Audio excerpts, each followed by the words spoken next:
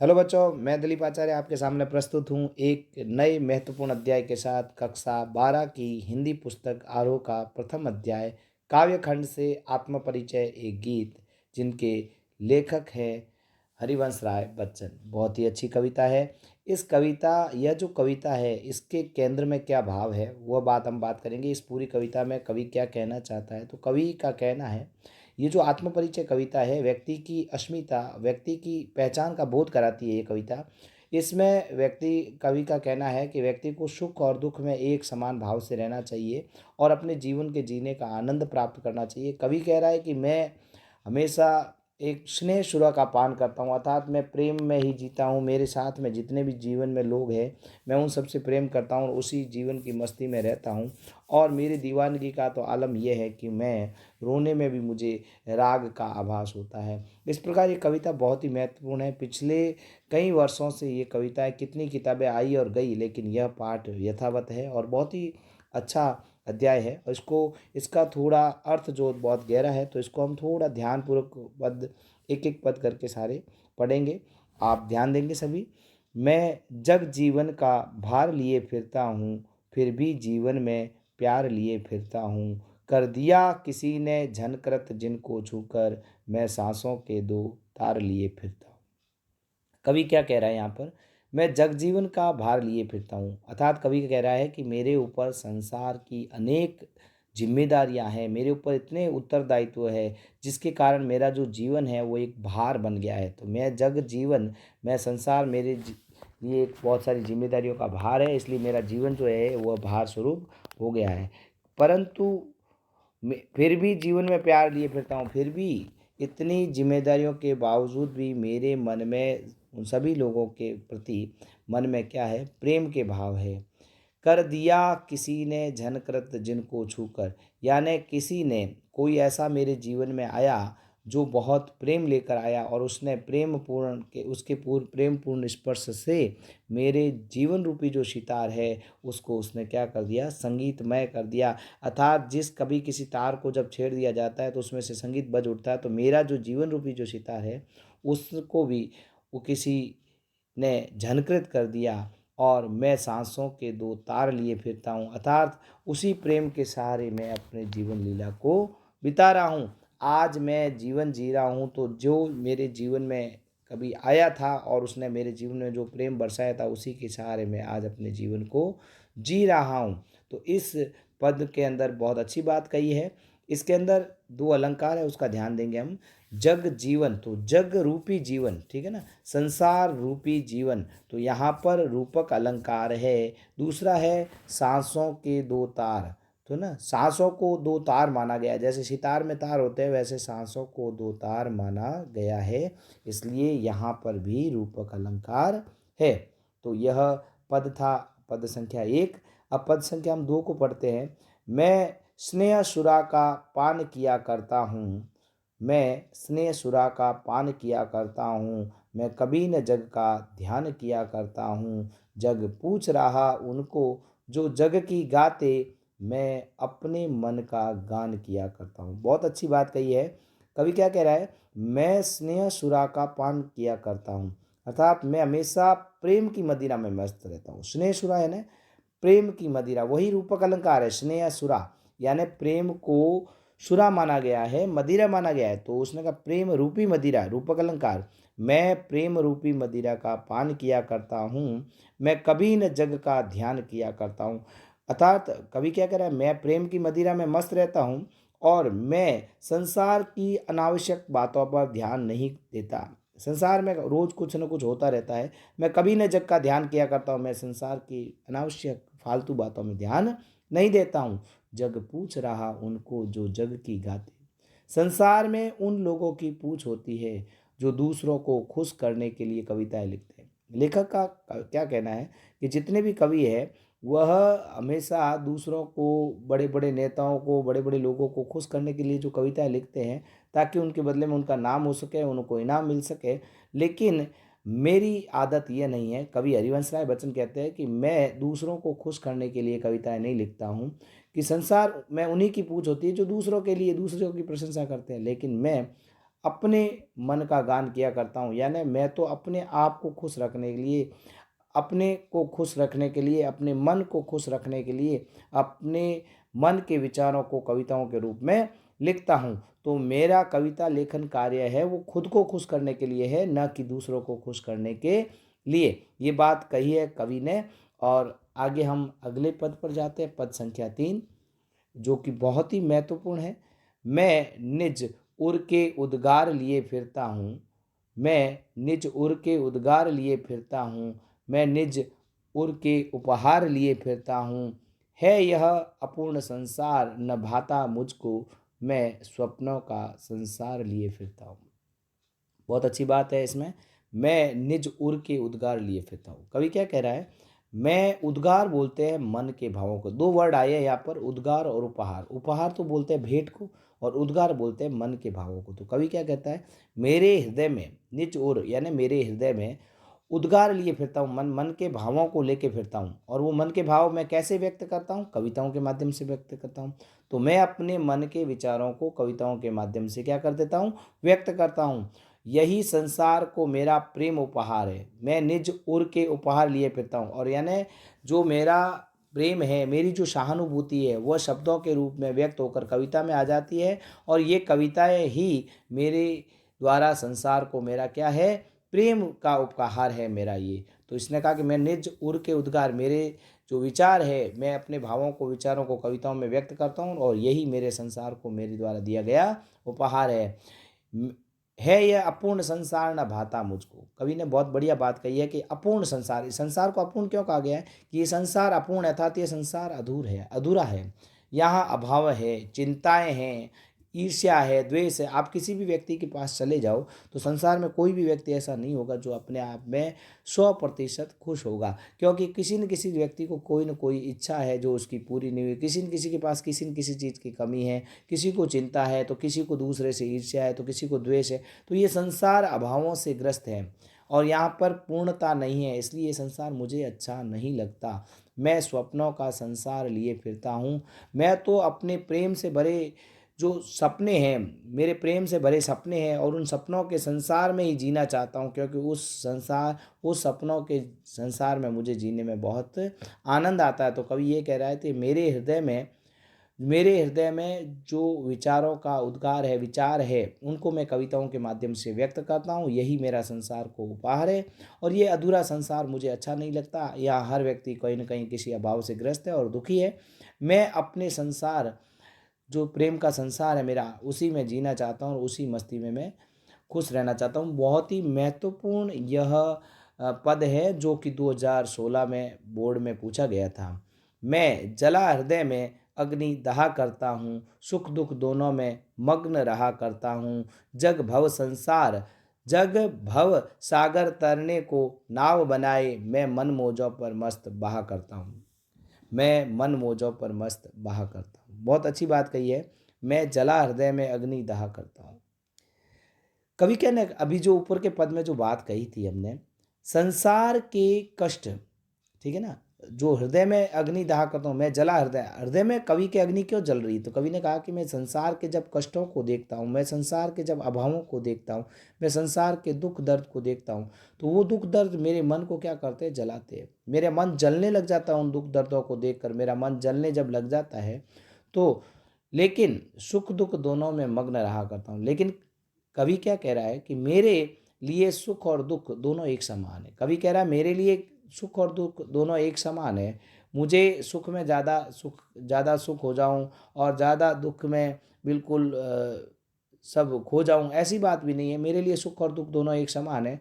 लोग संसार के सागरों को पार करने के लिए, जो भाव सागर को तरने को नाव बनाए, या नाव का बनाने का मतलब है कि यहाँ पर लेखक कह रहा है कि संसार के लोग जो है वह नाव बनाते हैं, अर्थात पुण्य करते हैं। आप, हमने कई बार देखा है कि लोग कहते हैं ये पुण्य करो, वो पुण्य करो तो आपके जीवन में मोक्ष मिल जाएगा, आपको ये हो जाएगा। तो लोग संसार रूपी सागर को पार करने के लिए क्या बनाते हैं? नाव बनाते हैं। मैं मन मौजों पर मस्त बहा करता हूँ, लेकिन मैं, मेरे मन की मौजों, मौजों है ना लहरें, जो समुद्र की लहरें होती है, वैसे मैं अपने मन की मस्ती में और बहा करता हूँ। मैं तो अपने मन से बनी मस्ती में, और कितनी भी कठिन जो आएगा, संसार रूपी जो सागर है उसकी जो लहरें आएगी, उसकी कठिनाई आएगी, उसमें अपने मन की मस्ती में बहा करता हूँ और बहता रहता हूँ और अपने जीवन में आगे बढ़ता रहता हूँ। तो इसमें जो भव सागर आया, भव सागर, भव रूपी सागर जो रूपक अलंकार है, मन मोजों पर मस्त, देखो मन मोजों और मस्त तीनों में म की आवर्ती हुई है, तो यहाँ पर अनुप्रास अलंकार है। इससे पूर्व भी जो पद था उसमें स्वप्नों का संसार, उसमें स की आवर्ती हुई थी, इसलिए वहाँ पर भी अनुप्रास अलंकार था। अब हम अगले पद पे जाते हैं। मैं यौवन का उन्माद लिए फिरता हूँ, उन्मादों में अवसाद लिए फिरता हूँ, जो मुझको बाहर हंसा रुलाती भीतर, मैं हाय किसी की याद लिए फिरता हूँ। बहुत अच्छी बात कही है कवि ने। कवि क्या कह रहा है, मैं यौवन का उन्माद, यौवन क्या होता है, यौवन कहते हैं जवानी को, युवा अवस्था जो होती है, इसमें क्या होता है, उन्माद होता है। उन्माद का मतलब होता है कि आदमी जोश बहुत ज़्यादा होता है और जोश की मात्रा इतनी इतनी ज़्यादा होती है कि व्यक्ति कभी कभी तो पागलपन हो जाता है, उसको लगता है मैं ही सब कुछ हूँ दुनिया में और कोई कुछ नहीं है। तो इस कवि ने कहा है कि मैं यौवन का उन्माद लिए फिरता हूँ, मैं युवावस्था के जो उत्साह है उसमें भरा हुआ हूँ और उन्मादों में अवसाद लिए फिरता हूँ, अर्थात मेरा उत्साह इतना अधिक है कि उस उत्साह ने मुझे क्या बना दिया है, पागल बना दिया है। अवसाद यानी पागल बना दिया, यानी उन्माद, मेरा उत्साह इतना ज़्यादा है, मेरा जोश इतना ज़्यादा है कि जिसने मुझको क्या बना दिया है, पागल बना दिया है, और जो मुझको बाहर हंसा रुलाती भी। और वो कह रहा है कि मैं बाहर तो हंसता हूँ, जो कभी लोग दुनिया के सामने जब मैं हंसता हूँ उसके, लेकिन मैं हंसता हूँ कब हंसता हूँ, कि जब मेरे मन में मेरे प्रिय की यादें आती है, मेरे जो प्रिय की मेरी यादें आती है, तो जब याद आती है तो मैं उस यादों में खो जाता हूँ और मेरे चेहरे पे क्या आ जाती है, हंसी आ जाती है, जो मुझे बाहर हंसा देती है। रुलाती भीतर, अब रुलाती भीतर कैसे, कि जब भीतर, और लेकिन मैं जब होश में होता हूँ, देखता हूँ अपने प्रिय को जब आसपास नहीं पाता हूँ। कवि यहाँ अपनी पत्नी के बारे में कह रहा है कि जब मैं अपने प्रिय को नहीं पाता हूँ, पहले तो जब उसको यादें आती है तो मैं हंसने बैठ जाता हूँ, लेकिन जब मैं देखता हूँ कि वो आज मेरे साथ नहीं है तो रुलाती है, अर्थात मुझे रोना आ जाता है और मैं विवश हो जाता हूँ, लाचार हो जाता हूँ, कुछ नहीं कर पाता हूँ। तो मैं ऊपर से मैं तो हंसता हूँ, लेकिन प्रिय का अभाव जो है, कमी है, वो मुझे रुलाने लगती है। मैं हाय किसी की याद लिए फिरता हूँ। कवि कह रहा है मेरे मन में किसी की यादें हैं और मैं उसी यादों के सहारे अपने जीवन को जिए फिरता हूँ और उसी यादों को लेके जीवन में आगे बढ़ रहा हूँ। ये बात कही है। तो कवि ने यही कहा कि मैं युवा अवस्था के जो उन्माद है, वो मेरा उन्माद इतना बढ़ गया है, मेरा उत्साह इतना बढ़ गया है कि वह पागलपन की हद तक पहुँच चुका है और मुझे अपने प्रिय की यादें आती है, जो मुझे बाहर से तो हंसाती है लेकिन अंदर ही अंदर मैं रोने बैठ जाता हूँ। इस प्रकार हाय मेरे जीवन में मैं किसी की यादों को लिए चलता हूँ। कर यत्न मिटे सब सत्य किसी ने जाना, कर यत्न मिटे सब सत्य किसी ने जाना, नादान यही है हाय जहाँ पर दाना, फिर मूढ़ न क्या जग जो इस पर भी सीखे, फिर मूढ़ न क्या जग जो इस पर भी सीखे, मैं सीख रहा हूँ सीखा ज्ञान भुलाना। अब देखो यहाँ प्रश्न किया गया है, कर यत्न मिटे शब्द सत्य किसी ने जाना, प्रश्नवाचक चिन्ह है। जो कह रहा है यहाँ पर, एक तो प्रश्न अलंकार है और दूसरी बात विरोधाभास अलंकार भी है साथ में। वो कैसे, कि इसने कहा कि सत्य किसी ने जाना, वास्तव में हम एक तरफ तो देखते हैं कि दुनिया का सत्य क्या है, दुनिया में आत्मज्ञान क्या है। यहाँ पर सत्य का मतलब आत्मिक ज्ञान है कि संसार क्या है, ईश्वर क्या है, आत्मा क्या है, मनुष्य कहाँ से आता है, कैसे जाता है, क्या पुनर्जन्म होता है, इस प्रकार के जो प्रश्न होते हैं, ये इनकी जो सत्य है वो किसी ने जाना। तो कई बार किताबों में हम देखते हैं, हमको लगता है कि हमारे को सत्य ज्ञात है, लेकिन कवि का ये कहना है कि वास्तविक सत्य आज भी किसी को पता नहीं है। तो कर यत्न, यत्न यानी प्रयत्न, कई लोगों ने जीवन में प्रयत्न किया इस परम सत्य को जानने का, क्या किसी ने जाना। तो कवि का कहना है कि कई लोग उस परम सत्य की खोज में लग गए, क्या वो लोग जान पाए, नहीं जान पाए। उनका ये कहना है कि नहीं जान पाए। नादान यही है हाँ पर दाना, दाना का मतलब ज्ञानी। कवि कहता है कि जो लोग, जिन लोगों ने पुस्तकी ज्ञान प्राप्त किया है अपने गुरुओं से, वेद पुराण उपनिषद पढ़ के जिन्होंने जो ज्ञान प्राप्त किया है, वो समझते हैं कि हम ज्ञानी हैं, हमको सब कुछ ज्ञात है, क्या वास्तव में, लेकिन वो वास्तव में अज्ञानी है। कवि कहता है कि जो किताबी ज्ञान पढ़ के अपने आप को ज्ञानी समझते हैं, वास्तव में वे लोग ज्ञानी हैं। फिर मूढ़ न क्या जग जो इस पर भी सीखे, मूढ़ अर्थात मूर्ख, इस संसार को पता है कि ये ज्ञान सच्चा ज्ञान नहीं है, फिर भी लोग आगे से आगे इस ज्ञान को सीखते जा रहे हैं। और लेकिन सच्चा ज्ञान और सत्य, परम सत्य को कोई जान नहीं पाया है। मैं सीख रहा हूँ सीखा ज्ञान भुलाना। कवि कह रहा है कि मैंने अपने जीवन में इस किताबी ज्ञान को जो सीखा है, मैं उस ज्ञान को भूलने का प्रयास कर रहा हूँ, क्योंकि सच्चे ज्ञान के अभाव में साक्षात्कार नहीं हो सकता। कवि का कहना है कि जब तक आपको परम सत्य का ज्ञान नहीं होगा और सच्चा ज्ञान नहीं होगा, तब तक आपका ईश्वर से साक्षात्कार नहीं हो सकता। और इसलिए मैं क्या कर रहा हूँ, अपने उस सीखे हुए ज्ञान को भी क्या कर रहा हूँ, भूल रहा हूँ। तो कवि ने ये पुनः मैं एक बात बता रहा हूँ कि कवि कह रहा है कि उस परम सत्य को जानने के लिए कई लोगों ने प्रयत्न किए, कोई यज्ञ किया, किसी ने तप किया, किसी ने हवन किया, किसी ने पुस्तकीय ज्ञान प्राप्त किया, क्या कोई उस परम सत्य को जान पाया है? लेकिन कवि ने कहा नादान है जो लोग आज भी अपने आप को ज्ञानी मानते हैं, लेकिन ये संसार इतना मूर्ख है जो ये जानते हुए भी उसी ज्ञान को वापस सीखने में लगा हुआ है। लेकिन मैं उस परम सत्य को जाने बिना और अपने इस ज्ञान को, सीखे हुए ज्ञान को भूलने का प्रयास कर रहा हूँ।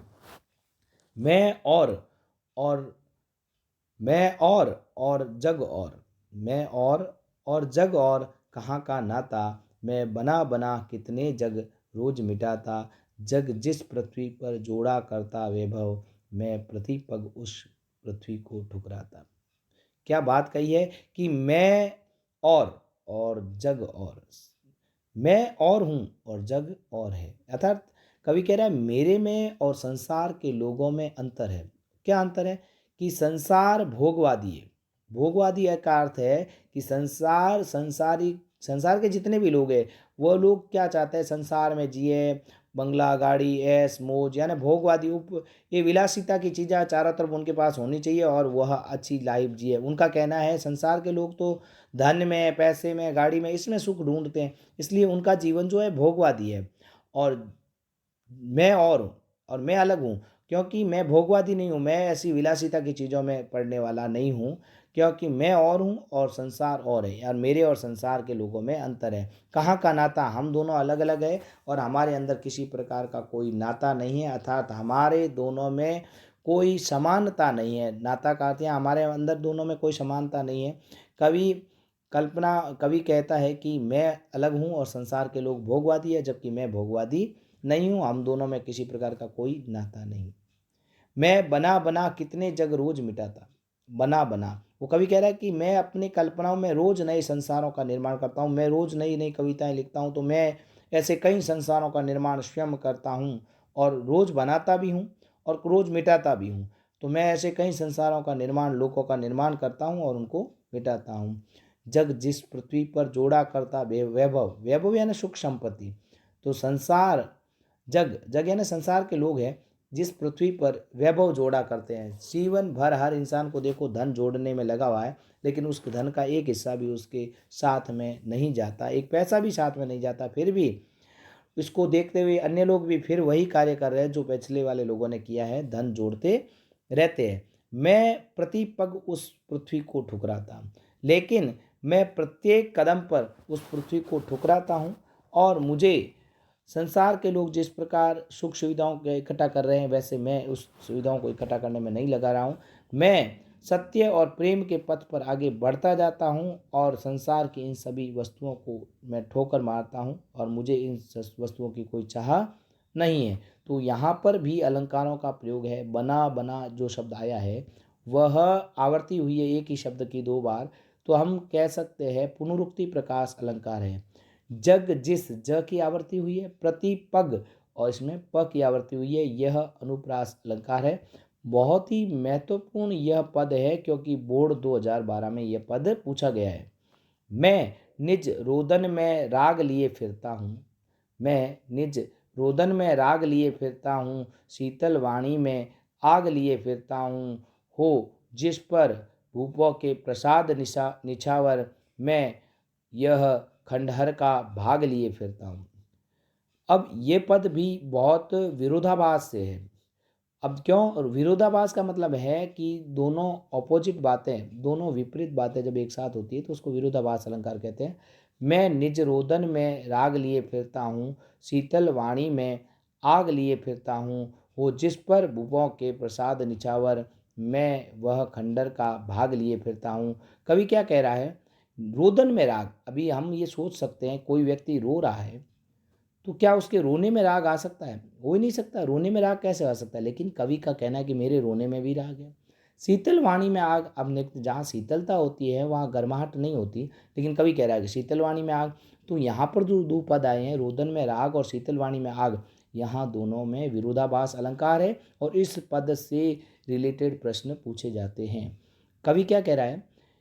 अब बात को थोड़ा गहराई से समझेंगे। कवि कह रहा है कि कवि जो है अपने प्रियतम परमात्मा का विरही है। यहाँ पर प्रियतम जो है ना, अपनी पत्नी के लिए भी कह सकता है और यह परमात्मा के लिए भी हो सकता है कि मैं निज रोदन में राग लिए फिरता हूँ। कवि कहता है मेरा जो प्रियतम है मैं उससे बिछड़ चुका हूँ। परमात्मा से भी कवि बिछड़ा हुआ है, क्योंकि आत्मा स्वरूप है, हम इंसान के अंदर आत्मा होती है, परमात्मा अलग है। तो वो कह रहा है मैं परमात्मा का विरही हूँ। और जब वह उस विरह में व्याकुल होकर रोता है, कवि कह रहा है कि जब कोई और प्रेमिका है, वो जो लेखक की पत्नी है वो मर चुकी है, तो लेखक को अपनी पत्नी की जब याद आती है, तो प्रेमिका के लिए भी कहा जा सकता है कि जब उसे अपनी प्रेमिका की याद आती है, मैं निज रोदन में राग लिए फिरता हूँ। कवि कहता है कि मुझे अपनी प्रेमिका की कब जब याद आती है तो वह उसके विरह में व्याकुल हो जाता है। बहुत विरह का अर्थ होता है प्रेमी का प्रेमी से बिछड़ना। तो मैं उससे अलग हो चुका हूँ, तो इसलिए मैं निज रोदन में राग लिए फिरता हूँ। कवि कहता है मैं अपनी जो मेरी प्रियतमा है वो आज मेरे साथ नहीं है और मैं उससे व्याकुल होकर रोने बैठ जाता हूँ। और जब वह मैं रोता हूँ तो जो मेरा रोना है, मेरा जो रुदन है, वो गीतों का रूप धारण कर लेता है और कविताओं का रूप धारण करके प्रकट होता है। जो और कविता जब बोली जाएगी तो उसमें राग होगी। तो मेरे रोने में भी राग है। कवि के रोने में राग कैसे हैं? तो कवि ने कहा कि मैं अपने प्रियतम का विरही हूँ, मेरा प्रियतम आज मेरे पास नहीं है और उसकी जब मुझे याद आती है तो मैं रोने बैठता हूँ। और मेरी जो रोने की रोता हूँ तो मेरी जो बातें हैं, व्याकुलता है कि मेरा मन का रोना, वह गीत बन के बाहर निकलता है और गीत में तो राग होती है। इस प्रकार मेरे रुदन में क्या है? राग है। मेरा गीत, मेरा जो रोना है वो राग के रूप में प्रकट, गीत के रूप में प्रकट होता है, इसलिए मेरे रोने में क्या है? राग है। मेरा जो रुदन है वो गीतों के रूप में प्रकट होता है। दूसरे का शीतल वाणी में आग लिए फिरता हूँ। अब जो कवि कह रहा है कि मेरे शीतल वाणी में आग लिए फिरता हूँ, इसमें जो बात कही जा रही है वह ये कही जा रही है कि मेरा, कवि की जो वाणी है वो शीतल और मधुर है। कवि की वाणी है वो तो शीतल है और मीठी भी है, मधुर भी है, लेकिन कवि वाणी में बात क्या कह रहा है? विरह की बातें कर रहा है। विरह की बातों में क्या होती है? जलन होती है। कि विरह की बातों में विरह की आग होती है, जिसमें एक प्रेमी अपनी प्रेमिका से दूर होता है तो उसके मन में जो दुख है वो दुख आग के रूप में प्रकट होता है। तो कवि ये कह रहा है कवि की वाणी तो शीतल और मधुर है, लेकिन उस वाणी में जो गीत लिख रहा है उसमें जो बातें हैं वह अग्नि को उत्पन्न करने वाली है। तो उसकी शीतल वाणी में क्या है? शीतल वाणी में आग लिए फिरता हूँ। मेरे शीतल वाणी में आग है, अर्थात विरह का दुख है, विरह की जलन है। हो जिस पर भूपों के प्रासाद न्यौछावर, यानी भूप यानी राजाओं के महलों के महल मैं न्यौछावर करता हूँ। राजाओं के महल को क्या करता हूँ? न्यौछावर करता हूँ। मैं खंडहर का भाग लिए फिरता हूँ। तो यहाँ पर कवि क्या कह रहा है? कवि कह रहा है कि मुझे भूपों के प्रासाद, भूपों के प्रासाद, भूप कहते हैं राजा को और प्रासाद यानी राजमहलों को और भवनों को। तो कवि कहता है मुझे राजभवनों की ज़रूरत नहीं है, मुझे राजभवनों की बिल्कुल ज़रूरत नहीं है, क्योंकि मैं खंडर का वह भाग लिए फिरता हूँ। तो मेरा मेरा घर तो एक टूटा फूटा भवन है और मैं उसी को लेकर संतुष्ट हूँ, मुझे बहुत बड़े भवनों की आवश्यकता नहीं है। ये बात कवि ने कही है। तो कवि ये कहना चाहता है कि मेरे रुदन में तो राग है, क्योंकि मेरा रोना है वो गीतों के रूप में प्रकट हो रहा है, और शीतल वाणी में आग है, अर्थात मेरी वाणी तो मधुर है लेकिन मेरी वाणी में जो गीत है वो विरह के है, और विरह के गीत जो है आग से भरे होते हैं, दुख से भरे होते हैं, तो इसलिए उसमें आग है। मैं फूट पड़ा तुम कहते छंद बनाना, मैं फूट पड़ा तुम कहते छंद बनाना, क्यों कवि कहकर संसार मुझे अपनाए, मैं दुनिया का हूँ एक दीवाना। अब जो कवि यहाँ पर बात कह रहा है कि जो पुनः हम इसमें पंक्ति से, मैं रोया इसको तुम कहते हो गाना, मैं रोया इसको तुम कहते हो गाना, मैं फूट पड़ा तुम कहते छंद बनाना, क्यों कवि कहकर संसार मुझे अपनाए, मैं दुनिया का हूँ एक नया दीवाना। कवि क्या कहता है? कवि अपने मन की पीड़ा बता रहा है। कवि कह रहा है कि मैं अपने मन की पीड़ा को बता रहा हूँ और बताते हुए लोग इसे गाना कह देते हैं। मैं रोया, कवि कह रहे हैं मैं तो रो रहा हूँ, लेकिन मैं रोकर अपनी बात बता रहा हूँ, लेकिन लोग मुझे कहते हैं कि ये तो बहुत अच्छा गाता है। तो कवि कहते हैं जब मैं अपनी मन की पीड़ा को गीत के माध्यम से बताने लगा तो लोग कहते हैं कि ये तो बहुत अच्छा गाता है, लोग इसे गीत कहने लग जाते हैं। और मैं रोने बैठा और मैंने, कवि का कहना है कि उसके मन की पीड़ा शब्दों का रूप धारण करके जब प्रकट हुई तो लोगों ने कहा ये तो बहुत अच्छा छंद बनाना जानता है। कवि ने कहा पहले मैं जब रोने बैठा तो लोगों ने कहा बहुत अच्छा गीत गाता है, और मैंने अपने रोने को जब शब्द दिए, मैंने अपनी मन की पीड़ा को जब शब्द दिए तो लोगों ने कहा ये तो बहुत अच्छा छंद बनाना जानता है। छंद आप समझते होंगे कि हिंदी के अंदर पदों के अंदर मात्राओं की गिनती की जाती है, तो उस प्रकार से यहाँ पे कहा गया कि ये तो बहुत अच्छा छंद बनाना जानता है। कवि कह रहा है कि मैंने जब रोया तो लोग कहते बहुत अच्छा गीत बनाता है, और मैंने जब मैंने उसको शब्दों का रूप दिया तो लोग कहते हैं कि ये तो बहुत अच्छा छंद बनाना जानता है। और कवि कहता है क्यों कवि कहकर संसार मुझे अपनाए। कवि कहता है कि मैं नहीं चाहता कि लोग मेरी पहचान एक कवि के रूप में कहें। कवि कहकर अनुप्रास अलंकार क की आवृत्ति हुई है। कवि कहता है मुझे ये नहीं अच्छा लगता कि लोग मुझे कवि कहें, मैं कवि कहलाना पसंद नहीं करता। मेरी पहचान कवि के रूप में नहीं होनी चाहिए, क्योंकि मैं दुनिया का एक नया दीवाना हूँ। जो दीवाना आदमी अपनी मस्ती में जीता है जीवन, वैसे ही मैं भी एक अपने जीवन मस्ती में जी रहा हूँ। मैं एक प्रेम का दीवाना हूँ, और प्रेम दीवाने के रूप में मुझे जाना जाए तो ही मुझे अच्छा लगेगा। आगे बात कही गई है, मैं दीवानों का वेश लिए फिरता हूँ, मैं मादकता निशेष लिए फिरता हूँ, जिसको सुनकर जग झूम उठे लहराए, मैं मस्ती का संदेश लिए फिरता हूँ। कवि क्या कह रहा है, मैं दीवानों का वेश पर लेके फिरता हूँ। मेरा जो वेश है, मेरी वेशभूषा, मेरे को देखोगे तो मैं पूरा एक दीवाना लगता हूँ। कवि के मन में असीमित निशेष यानी कुछ शेष नहीं है। मादकता यानी कह सकते हैं मस्ती है, मेरे मन में पूर्ण रूप से मस्ती भरी हुई है, जो असीमित है, जिसकी कोई सीमा नहीं है। तो मेरा वेश दीवानों जैसा है।